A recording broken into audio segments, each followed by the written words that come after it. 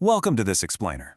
We're diving into an absolute beast of a technological challenge in modern motorsport, creating a brand new 2026 Formula One hybrid engine entirely from scratch.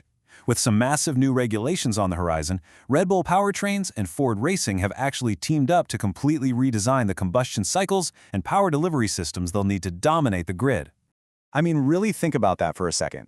How do you build a championship-winning F1 engine with zero history? That is the ultimate hurdle for Red Bull Ford Powertrains.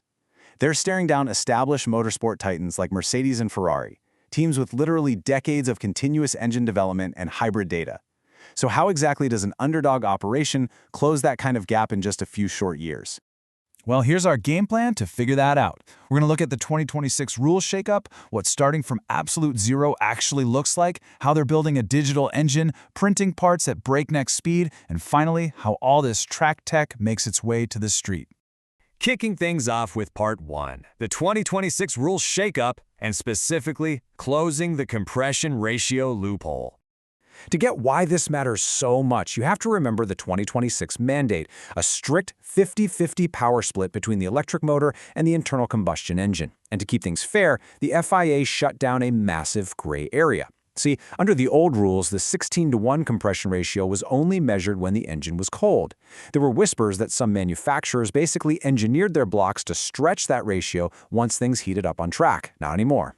Starting in 2026, engines are tested at ambient temp and a scorching 130 degrees Celsius. This is huge. It means Ford and Red Bull are having to fundamentally redesign their combustion cycles from the ground up to get max power without relying on any thermal expansion tricks.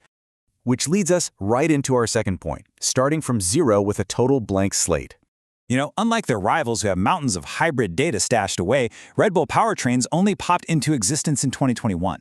Up to now, they've just been running Honda hardware. So they're essentially a massively funded startup. They have to wildly compress their development timeline to make up for that disadvantage. Ben Hodgkinson, their tech director, hit the nail on the head. He pointed out that every single component, literally down to the nuts and bolts of the engine, has to be modeled from scratch. There are no legacy parts sitting on a shelf to just tweak or upgrade. So how do they fix that? That brings us to Part 3, the digital engine and simulating success. When you don't have the time to build hundreds of physical prototypes, you've got to take it virtual. They're using the Siemens Accelerator portfolio to run hundreds of rapid design evolutions all at once. You've got NX handling the heavy-duty CAD modeling, Team Center keeping track of everything so a huge new staff stays perfectly synced, and Sim Center doing the intense simulations. This digital backbone is absolutely crucial for dialing in those newly redesigned combustion cycles we just talked about, without wasting months on trial and error. And here's where it gets crazy. Ford's X-Crom simulation system runs a staggering 1,000 times faster than real-time. 1,000. Think about what a game-changer that is when you're starting from scratch. It allows their calibration engineers to perfect the hybrid control logic and optimize how the electric battery dances with the internal combustion engine super early in the process.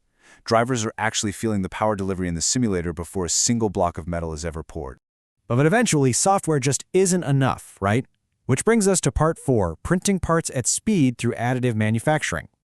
Check out this massive drop in production time over at Ford's Advanced Manufacturing Center in Michigan. By bringing in these industrial Nikon 3D metal printers, Ford is slashing prototype turnaround from 16 days down to just about 5. They're rapid printing all the highly complex charge air hardware and specific combustion parts they need to nail the 2026 regs. This is creating an incredible opportunity for continuous dyno testing, basically buying back the time they lost to the older, more established teams.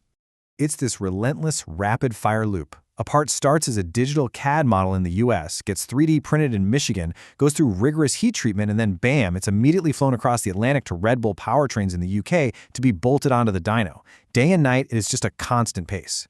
But hey, 3D printing metal isn't just about making cool shapes quickly, it is hardcore materials science. Materials engineer Raj Singh Pandesar asks the million-dollar question here. How far can you push the metal's properties, live with some residual stress, and not have the thing explode? Because the metals they use, stuff like high-temperature nickel alloys, need extreme ultimate tensile and fatigue strength. If the microstructures in those printed layers are even slightly off, the metal will literally shatter mid-race under the brutal heat and pressure of an F1 combustion cycle. Ford and Red Bull are having to push the absolute limits of mechanical engineering to make sure these printed parts survive. All right, wrapping things up with Part 5, From Track to Street and the Ultimate Tech Transfer. At the end of the day, Ford isn't pouring all this money into Formula One just for a trophy.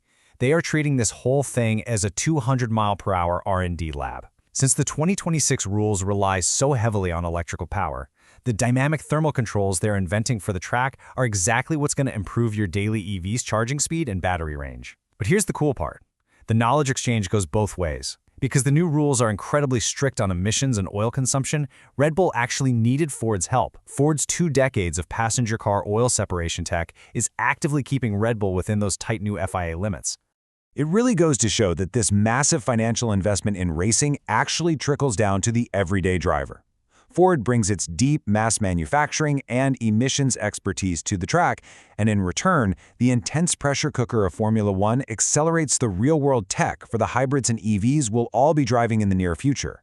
So, as we wait for the lights to go out on the 2026 season and watch this underdog tech assault try to take down the giants, it really leaves you wondering, right?